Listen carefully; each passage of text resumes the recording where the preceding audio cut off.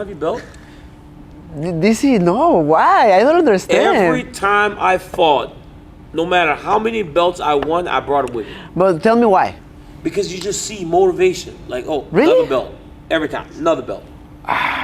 Because now you've won so many belts, right? It's like, shit, might as well have it. Really?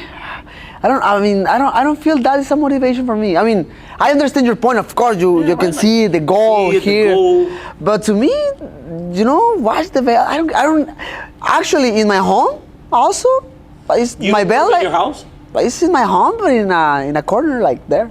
Really? Why? You don't take pride in that? Like, because I remember the kid in Canada. Make his UFC debut, we called you McLovin. Right? You look like the guy from the movie. Portland. Portland, yeah. I remember that. But today, you're as accomplished as anyone in the flyweight division's history, but you don't show it. Why? Why don't you, put it out there for people to see? Man, you have a good question. I don't know. I don't know. You know what?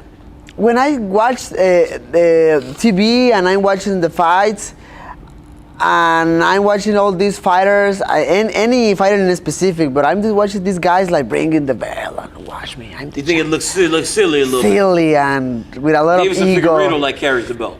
Right? That's why you don't want to carry the belt because Deiveson carries the belt, huh? Man, Deiveson carries the belt everywhere. I don't want to look like that, man. To me, it's too much ego, man. The ego is the enemy for me, and I think the belt is amazing, but it's a lot of ego in one piece of just, I don't know, gold, whatever. It feels like the champion has to be larger than life. But you're one of these guys that don't, it doesn't come off like that with you. You seem still the same. You've never changed. From the moment we met you way back in Portland, you've never really changed. Always smiling, always happy. How have you not allowed for your life to change so drastically around you for you to still remain the same person? I think it's because all the people it's been around me in my career, since my first coaches in Tijuana, who teach me a lot of hey, you need to be very disciplined, you need to be very focused, girls, money, cars, nothing like that matters. You need to be very, very disciplined every single time. And then I start to meet more people in my career, and they told me the same, hey man, you need to be very focused, you need to be smart with your money, you need to be smart with whatever. And I'm not going to lie to you, man. I love to buy sometimes good things, right? Yeah, or I love to do some stupid things sometimes, but I don't know. I have my daughters, I have my wife. I don't want to force it, but at the same time, for sure, I want to be a good example for my daughters. Yeah. And that's it. I don't know. The veil with me, glasses. No, I like glasses, but no.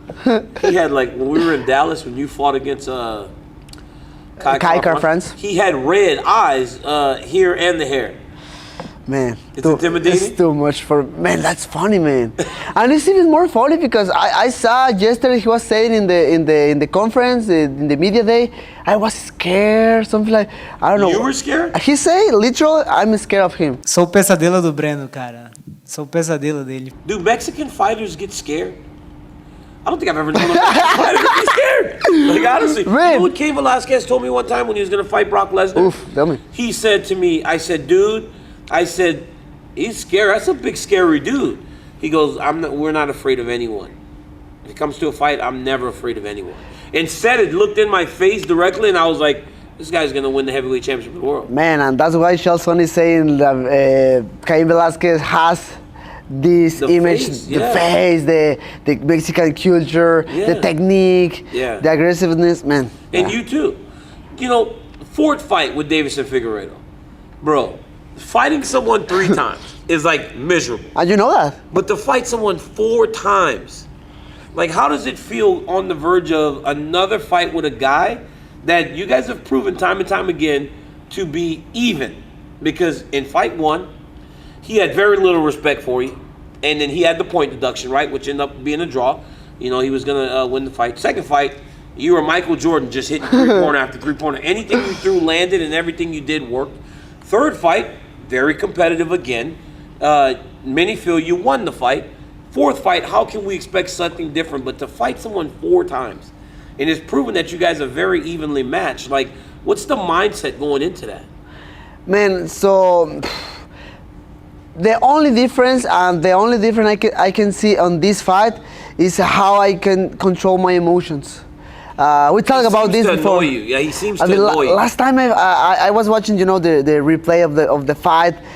Since I arrived to the arena, since I was walking to the octagon, I was like too much angry. Like, man, I hate these guys. I want to make these guys pay. I want to throw punches. I want to knock this guy out. But man, maybe that affect a little bit my performance. What did you do this time to make it sure you do it different? Man, I'm just trying to be myself. I'm just trying to be happy again, to enjoy and make jokes with the guys. And this, man, and this all my coach, my training partners are here, and to me, it's very funny how they looks more like with the pressure inside sometimes than me. Yeah. I'm fucking making jokes, and this guy looks like very like. Hey, do this, like, yeah, of course, let's go. I was like, let's go. No. Because, man, I'm doing my job, man. I'm doing my job. I have an amazing training camp, and man, of course, the fight against Kai France helped me in the to get in the away mental from him, part. right, for a little bit. Another interaction with other guy, a new game plan, just a new face. He's going to the octagon after the fight. He looked huge. He was like big, right? I was like, man, is this guy ever gonna fight at 125 again? He was huge, but obviously he looks like he's making the weight now. You guys on the verge of a fourth fight. You said you had a great training camp. You fought the Kai France fight with a new coach, right? With James Krause in your corner, and you looked great. You fought great, as we've come to expect from you. But then he's obviously not able to coach you anymore with all the issues that he's having. I was asked the same question. If Javier Mendez or Bob Cook could not go with me in a fight, how would I switch it? I asked you that question because the one thing that James did really well, and I always give him credit for this, is he's so precise in his message that it's almost like you start to believe it so greatly that you go and implement it. Yes, sir. How do you do that now that he's gone? Because now he's not like just less involved. He has to be almost wiped out of the equation completely. How do you stay with the plan? So, first of all, man, of course, it was very painful when all this thing with James Krause started to happen, because we made a really nice relation between James and I. Even my training partners, Marcelo, Macio, we went to Kansas City. He opened the doors of the gym. He opened the door even of his home. Mm-hmm. We meet his kids, his family, right? So the relation started to grow up very, very fast. Then we have that amazing night in Dallas in July last year. Man, everything was amazing. The relation was so good. Then this happened. Was very hard. I had a conversation with James. He told me all the situation, and again, it was very painful. But I just tried to pass the page very quickly. I talked with James like one Wednesday or Tuesday, and I remember I was in Vegas next Sunday. Yeah. Man, so the good thing was the plan was already done. You know, we sit in the couch with James and all the team. We watched the fights together, and we made the game plan. Everything was agreed between us, and I went to Vegas, and all the coaches knew what we need to do. So I was working on that. I was doing my sparring in based on that. I was doing every single session in based on that. Then Israel came with us, started to work with me before, so we had the relation already. And that's it, man. Then I started to talk with my manager, with Jason, and he told me this, and this was very important because he told me like, hey, man, I mean, I know you are ready and you looks ready. I can see in your eyes you are ready to fight. But I mean, you never know. You never know what can happen in the middle of the fight. You know, something bad can happen, and we need a guy with experience, with the mind cold, giving you like the right instructions in that moment. So let's try somebody. Then is when Saif came with us. Saif from Fortis MMA in Texas. He came with us, and he talked with Jason, and he said like, hey man, I just want to help. I don't want like any credit. I don't want nothing in change. I want to help because I know Brandon is an amazing person. I want to help you because I know Brandon is a special person for you. And I want also help James because I have a really good relation with James too. So he came with us. He came to Vegas. We start to work one day. He started to tell me their thoughts about the fight, his opinion. And you know, his game plan or what he think about the fight is the same. Very similar. Very, very similar. Like, huh?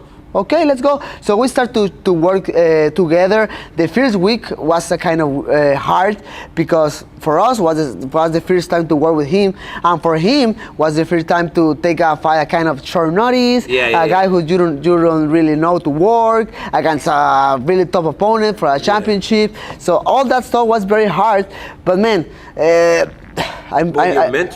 mental. How with all those changes, how do you stay locked in? Because the reality is this: when you fought him the first time, and he had beaten Alex Perez. Yes, the kid, the wrestling kid. It almost seemed like he was going to be on this run like Demetrius Johnson. Oh, here we go, another guy at the top of the flyweight division where he's just wiping guys out. Yeah. So it wasn't thought that you would be that competitive, equal to him, and you have proven time and time again that if not equal, you're better because you've beaten him, you've drawn him. Last fight, many people thought you won. He got the decision, but we're at fight number 4.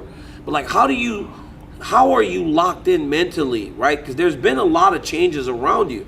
Your heart can take you so far, the game plan can take you so far, but you got to be in the moment in those championship fights, and you feel like you're there right now? Man, 100%. So yeah, like you say, so maybe between the first and second fight against Deiveson, the difference was the mentally part.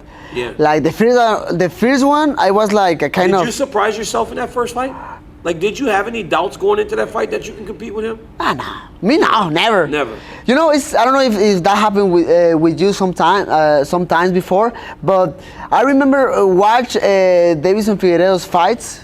Yeah. Before our fights, and man, every single fight was like, hey, I can beat this guy. I can beat this guy. Yeah. You know, I understand the guy has power, but I feel I can beat this guy. Yeah. Obviously, anybody believe in you around because the guy looks fucking amazing and you look like a fucking crazy kid. But fuck it, I was like, I can beat this guy. Man, so I went there and I was throwing punches with him. Of course, I felt. Nobody thought that you could stand with him like that. Man, that was so impressive. And I mean, you know, we've always respected you at the commentary table, but on that night, it was like, wow, you guys come full circle. He's like complete now.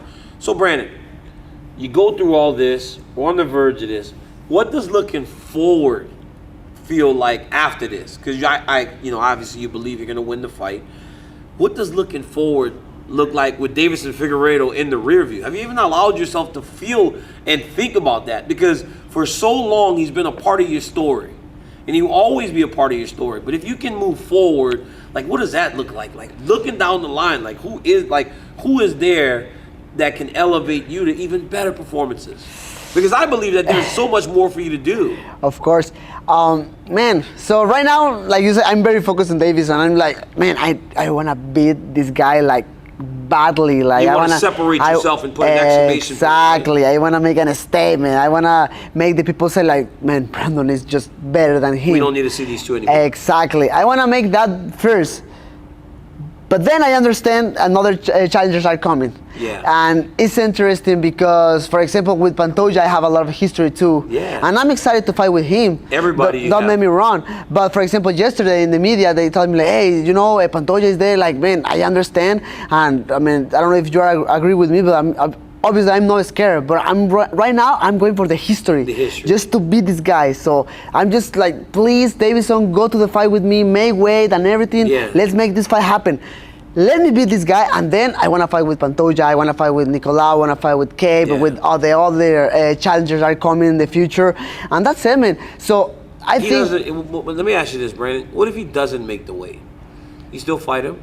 Yeah, of course. I don't care, man. If he... As long as you can become champion at the end of the day. Exactly. Perfecto. And, man, at the end, if I need to fight with Pantoja, I will. I don't care. But, man... Pantoja's here as a backup fighter. Yes, sir. Huh. Yes, sir. But for sure, I'm going. You prefer to fight the guy you've trained for. Exactly, of course, because obviously is the fight I prepared myself before, right? If he made I don't know, 127, 120, I don't care, let's go to fight. Obviously, I won the... I won the money, right? Dinero. Yeah, of course, dinero. But yeah, man, I wanna finish this business. I wanna make my legacy bigger, and then let's see for the next step. Yeah, man, you've done a tremendous job. Like to see the kid make his debut, all smiles, wide-eyed on the prelims. I know, Main that's event crazy. fight cards, co-main event, championship level fighter, man. It has been truly special to watch, and I can't Man, wait to thank watch you so the much, this Jesse. weekend, Thank you so dog. much Thank for the you. time. Guys, check out UFC 283. Brandon Moreno, the interim champion, tries to unify the belts against Deiveson Figueiredo. Also, Jamal Hill takes on Glover Teixeira for the light heavyweight championship of the world. Like, subscribe. Make sure you tap into everything Brandon Moreno is doing. Until next time. Let's go.